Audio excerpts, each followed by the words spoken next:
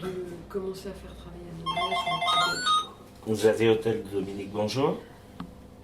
Bonjour à toutes et à tous et bienvenue sur cette nouvelle édition de On t'emmène, un podcast dédié à un tourisme plus responsable.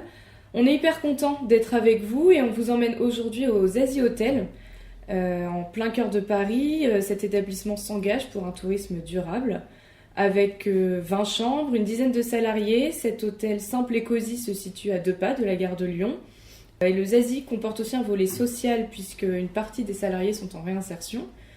Je suis là avec Anne-Sophie de Boulois qui est la créatrice de l'hôtel. Bonjour Anne-Sophie. Bonjour. Alors est-ce que premièrement vous pouvez nous parler un peu de cet hôtel justement ?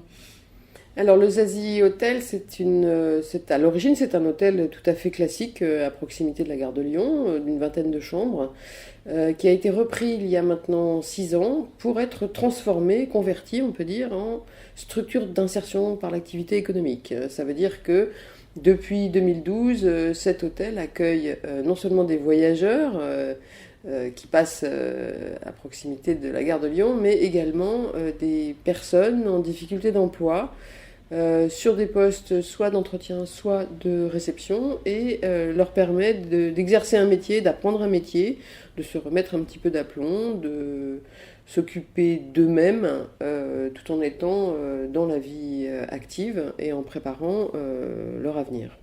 Donc c'est-à-dire que quand vous avez créé l'hôtel, c'était un hôtel classique on peut dire, et donc pourquoi avoir pris ce tournant plus social, plus durable ? Alors c'est une création, comme vous l'avez dit, c'est une création personnelle si on peut dire. Moi j'étais sensibilisée à la question du travail, j'avais un intérêt, une passion on va dire toute personnelle pour les questions, les problématiques liées au travail, au rapport au travail et aux apports que le travail peut représenter pour les uns et les autres, dans le bon et dans le mauvais sens du terme, il y a toujours 2 facettes à la pièce. Et donc j'étais très intéressée par l'idée de créer une sorte de laboratoire du travail qui me permettait d'investiguer et d'expérimenter sur ce sujet. Et du coup, en fait, les salariés qui sont en réinsertion sociale, comment ça se passe pour le recrutement ? Est-ce qu'il y a des critères à respecter ou... Alors oui, l'insertion, c'est un secteur qui est conventionné par l'État. Donc oui, il y a des critères à la fois sur les structures qui accueillent les personnes, qui doivent pouvoir présenter un projet social et la capacité à mettre en œuvre des parcours inclusifs, mais c'est aussi des critères au niveau des personnes qui sont recrutées et qui doivent être agréés par le service public de l'emploi, au titre des difficultés qu'elles ont à s'intégrer. Et qu'est-ce qu'elles font dans l'hôtel ? Est-ce que elles ont des missions très variées ou est-ce que ça concerne par exemple que les personnes qui s'occupent des chambres ou les personnes qui font la réception ?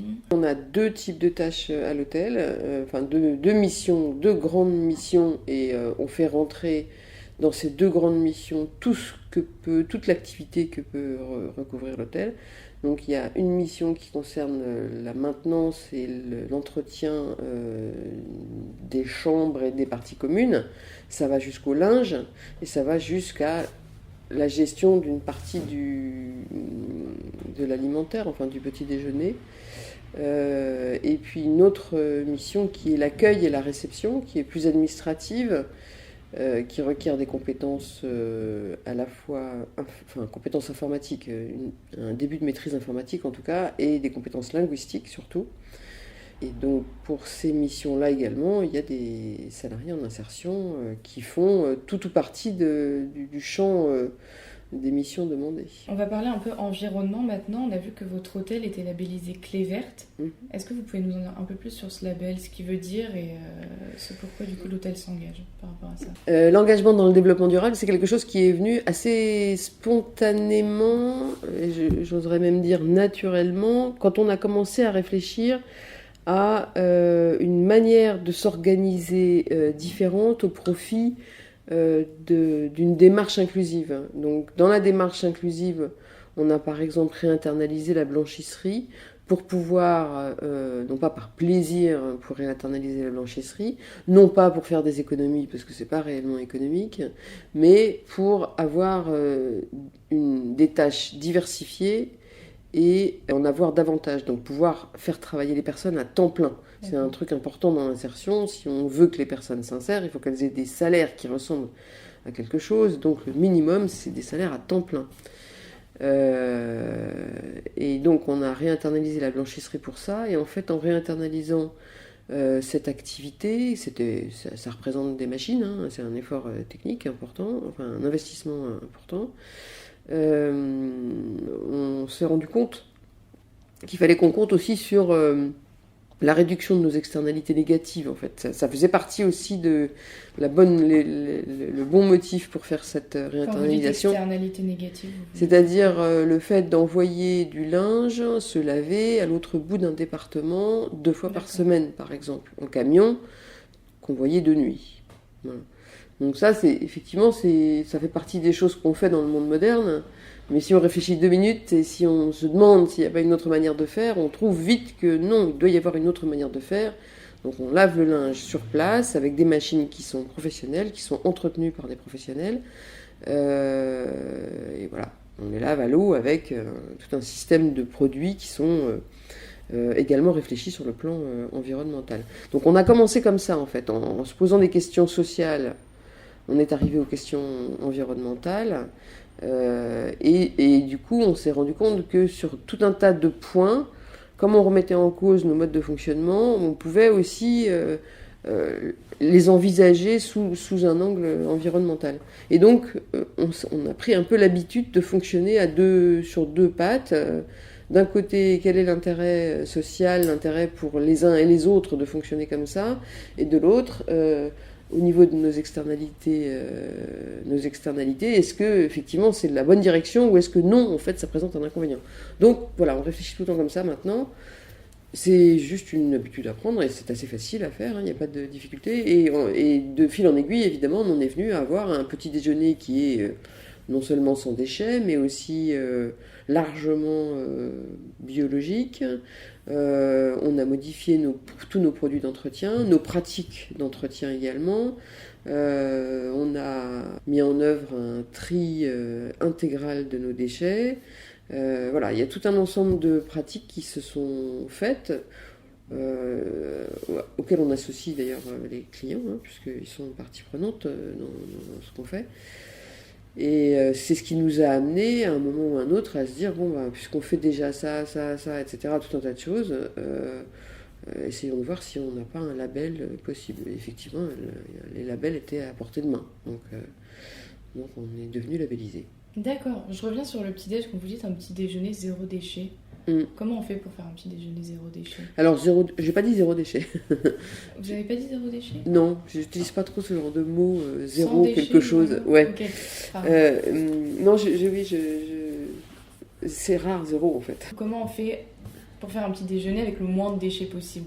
Alors déjà, on supprime tous les conditionnements individuels. Et dans l'hôtellerie et dans les petits déjeuners en particulier, il y en a toujours une pléthore. C'est un petit peu comme ça, c'est que se sont construites les offres de petits déjeuners. Donc, il n'y a plus de conditionnement individuel. Et voilà. Conditionnement individuel, c'est tous par exemple, les gâteaux emballés, les micro-beurres, les micro-confitures, éventuellement les biscuits tout emballés, le thé est en vrac, le café n'est pas en dosette. Il y a le moins d'emballage plastique possible. On achète beaucoup en vrac, autant que possible, hein, parce que c'est pas non plus toujours très simple. On a essayé de supprimer, par exemple, aussi les bouteilles en plastique. On a remarqué que quand on a commencé à trier les déchets des chambres, on s'est retrouvé avec des montagnes et des montagnes de bouteilles en plastique dans les poubelles. Même compactées, il y en avait beaucoup trop par rapport au rythme de ramassage parisien.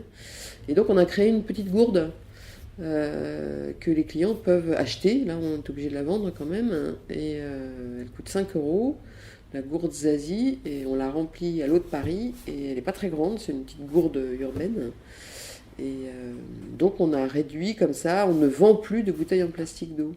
Et ça marche bien? Les clients, ils l'achètent cette gourde? Oui, il achète, c'est pas non plus, je dirais, c'est pas la ruée vers la gourde, mais oui, tout à fait, c'est compris. C'est compris, c'est entendu. Souvent, nos clients sont assez complices quand même de ce type de choses. Donc, c'est des gourdes, des initiatives qui s'adressent plutôt. On a forcément deux types de clients. Des clients qui sont complices et qui connaissent, et d'autres qui arrivent ici, c'est des clients, des voyageurs lambda qui sont passés par là sur un site et qui se sont dit c'est bien pratique et c'est bien sympa. Mais ils n'ont pas forcément une démarche développement durable et encore moins sociale.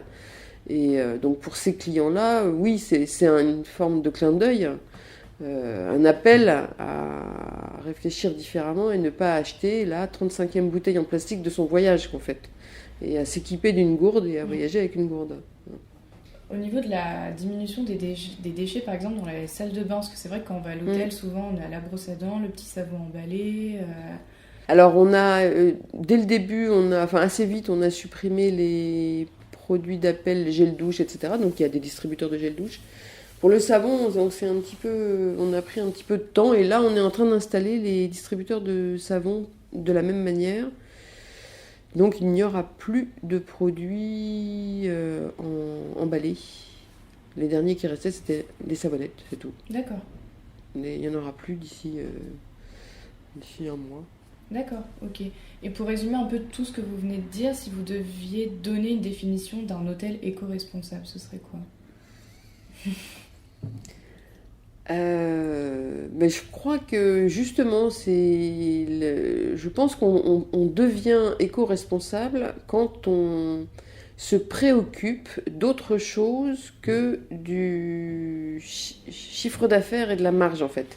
De la lucrativité ou de la rentabilité financière, mais qu'on s'occupe aussi de sa responsabilité et de ses fameuses externalités, à la fois vis-à-vis des personnes, clients comme salariés d'ailleurs, et vis-à-vis de la collectivité dans laquelle on vit.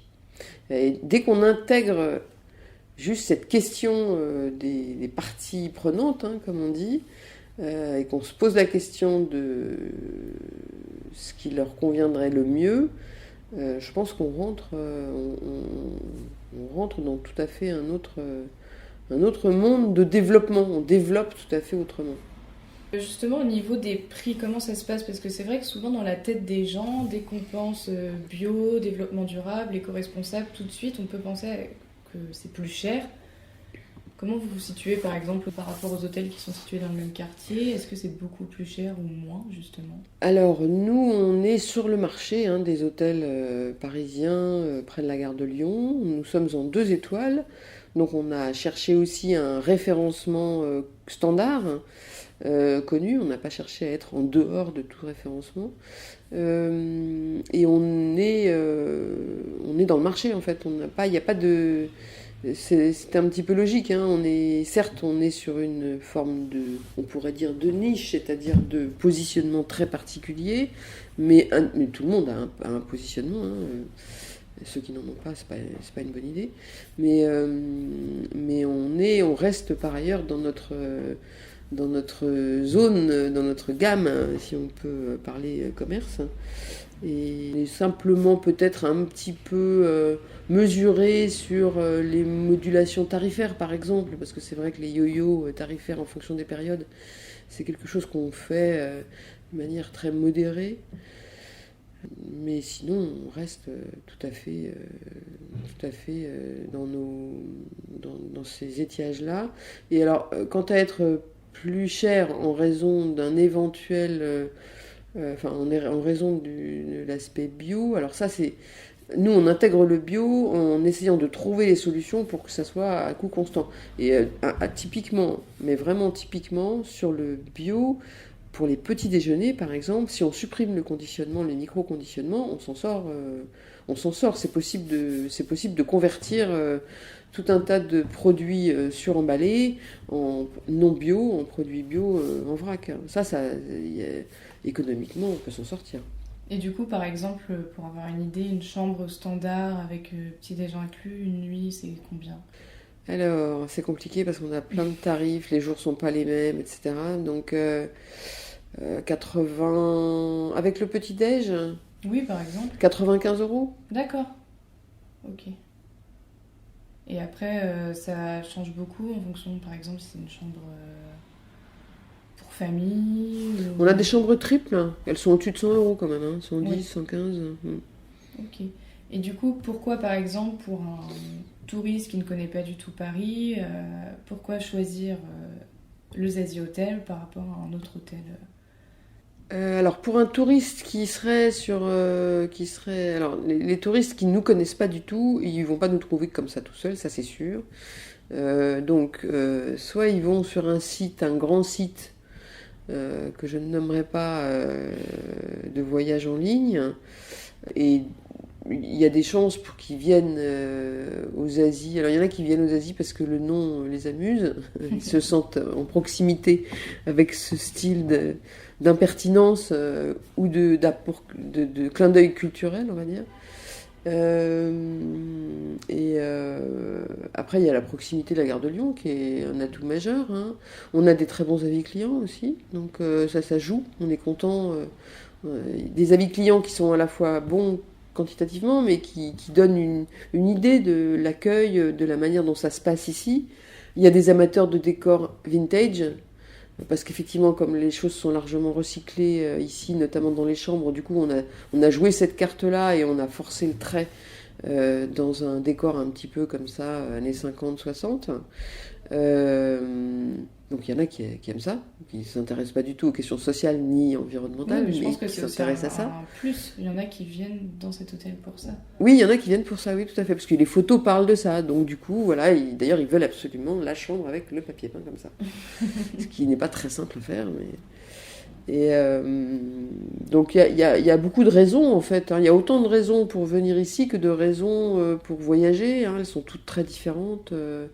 On n'est jamais une expérience bonne à faire pour tout le monde, mais néanmoins on peut apporter des bribes intéressantes pour beaucoup de profils différents en fait.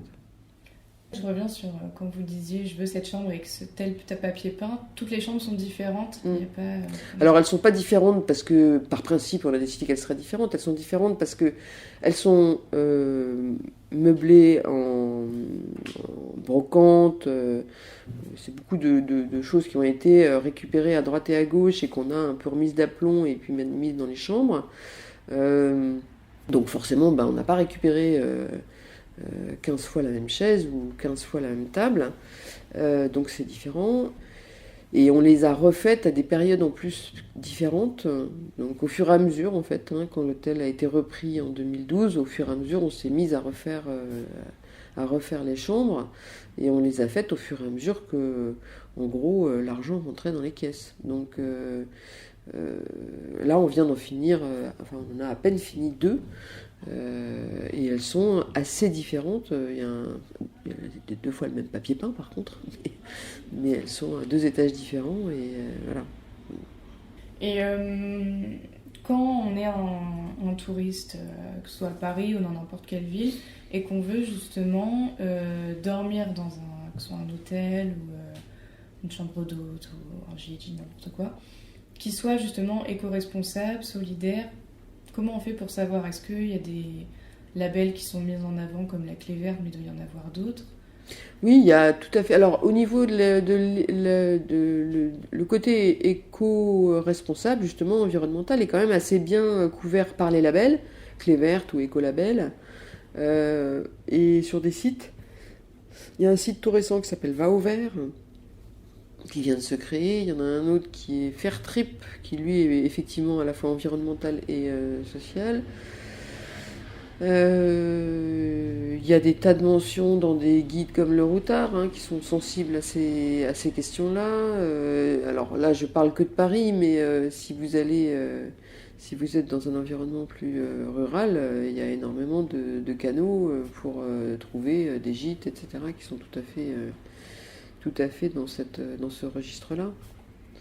Et il y a une recherche, hein, ça correspond à quelque chose dans la tête des voyageurs, Je parle des touristes de loisirs, hein, les gens qui voyagent pour leur plaisir et non pas parce qu'il leur faut absolument dormir quelque part. Ça correspond à quelque chose, y compris en milieu urbain. C'est une vraie recherche. Est-ce que vous avez confiance en l'avenir de l'écotourisme? Est-ce que ça va pour vous de plus en plus se développer ou c'est juste un effet de mode qui va s'arrêter? Ah non, c'est pas un effet de mode, on est parti là, c'est sûr. Je crois pas du tout que...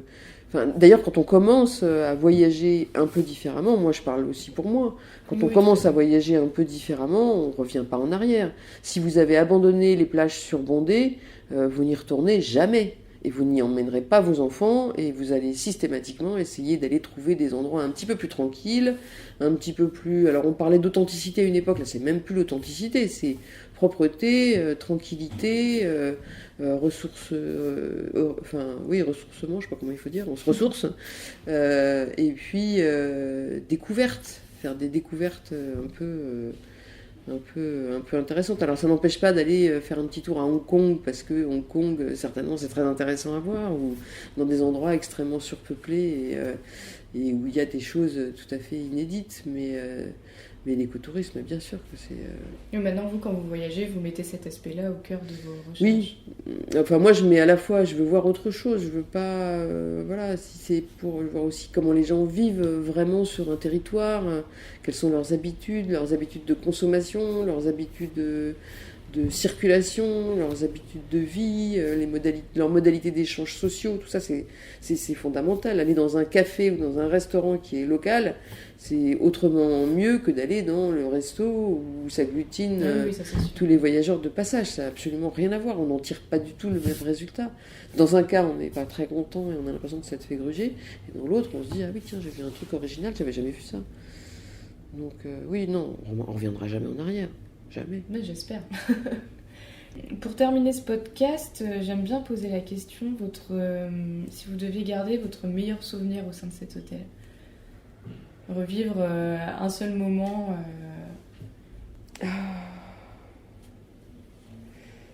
J'ai des bons souvenirs. Mes bons souvenirs, ils sont surtout humains entre les personnes qui travaillent. J'ai été très touchée parfois quand je dis bons souvenirs, c'est des choses qui m'ont émue en fait. Je me rends compte que si je réfléchis, bons souvenirs, c'est l'émotion. Et j'ai pu être très très émue quand je voyais des salariés s'aider. C'est-à-dire comprendre, un salarié qui comprend les difficultés d'un autre et qui tout seul spontanément arrive à trouver les mots, le positionnement, la bonne expression, le bon accueil, la bonne manière à la fois d'être en compassion, mais aussi en aide. C'est-à-dire trouver quelque chose qui soit à la fois, bon, j'apporte une vraie communication, je comprends ce qui se passe, et je vais, avec ce que je vais faire, avec ce que je vais dire, mais avec ce que je vais faire aussi, il va y avoir un soutien qui va se passer, et ça va être un vrai soutien. Ça, c'est des moments assez miraculeux, en fait. Donc un meilleur souvenir basé sur l'émotion. Oui. Bah merci. D'ailleurs, vous voyez, quand on parle... Quand ça revient... c'est que c'est vraiment des bons souvenirs. Merci d'avoir participé à ce podcast. Je vous en prie. Et on se retrouve très prochainement pour un nouvel épisode de On t'emmène. Je vous dis à très bientôt.